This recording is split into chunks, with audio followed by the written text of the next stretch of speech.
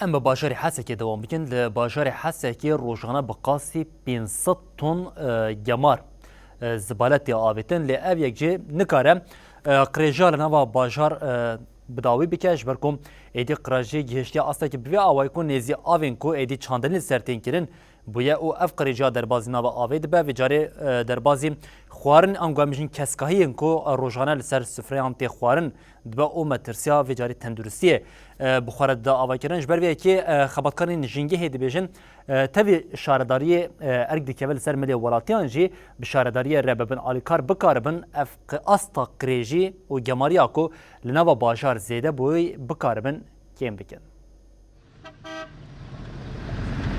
دیارdeya avêtina çopê ango gemar li nava taxên bajarê Hesekê her diçe zêde û pir dibe.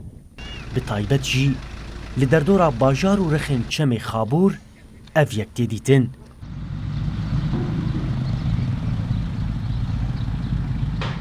Niştecihên li derdora rexên çem jî bi girî û gazinin û dibêjin rewşa jîngehê ya bajarê Hesekê bi kêmbûna avê û avêtina gemarê ya di nava çem de xerabûye.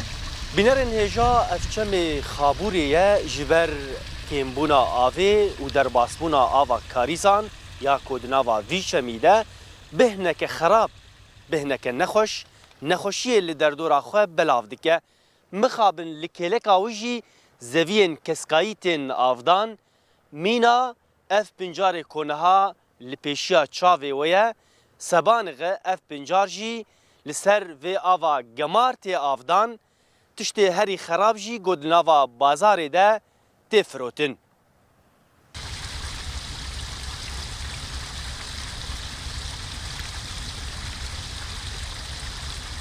والله من الناحية البيئية الوضع يعني أسوأ من السيء. براستی روشا جنگه جی نباشبونی نباشتر بویه. على سكان المنطقة اف جی یکسر باندورا خول سر مروفان دیکه. يعني مع الأسف نهر الخابور بعد ما كان نهر جاري يعني أصبح آوا چمشی نمایه و یا هیجی جی چاندنی رنابه. صالح حتى للزراعة ولا المنظر ولا للطبيعة يعني. Rêveberiya jîngehê ya kantona Hesekê jî di derbarê pirsgirêka gemarê ya li nava bajarê Hesekê de axivî û got. Paqijkirina bajar ne tenê erkê şaredariyê ye. Ew rojane bêtirî 500 ton gemar ji nava taxên Hesekê radikin.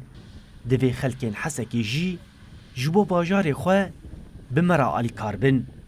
شخوك آتا قوت آوي ده جمي جقجق وحياة جهة جمي خابور أواصر صحي درسر أف تشكي قلكي نباش أف آوي قريج دكي نخوشيها جي تشيد بن أف تشت لازم قد خببه شخوك دائرة بيئة الحسكي ودائرة صحة شارداريا حسكي سروي تشتي كارد كن هر سال درت كمن شبو قد خبكن شخو من برابون بروجاكي قمار زيرو التاخيم مفتيانا چار كومين هنه مدس بكريه بس شخو ام ناس كن حسكي برمزنه چار كومين يعني وقت بيكش سديده ام في مشكله حلناك لازم جماري كومينا بيتر زيده ببن اي في بروجي